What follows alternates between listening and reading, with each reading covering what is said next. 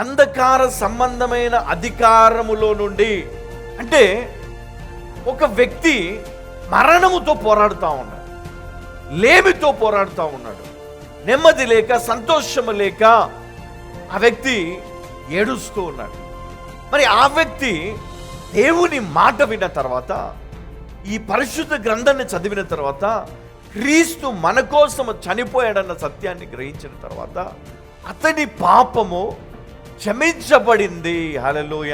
ఎందుకంటే హృదయములో అతడు ఏమని ప్రార్థన చేశాడంటే, యేసుక్రీస్తు మన కొరకు చనిపోతే మరి మన పాపములు క్షమించబడతాయి కదా, మనం విడుదల పొందాము కదా.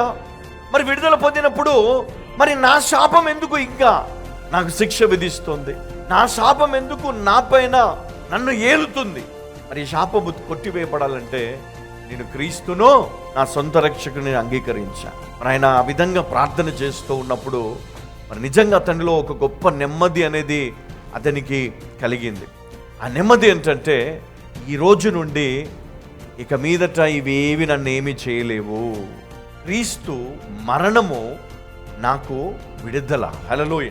క్రీస్తు మరణము నాకు విడుదలనిచ్చింది కాబట్టి నేను ఇక మీదట చావాలనుకోవట్లేదు, నేను బ్రతుకుతాను. ఎందుకంటే నేను ఇక మీదట తప్పు చేయను, ఈ పాపము చేయను. ఇదిగో క్రీస్తు మన కొరకు చనిపోయాడు.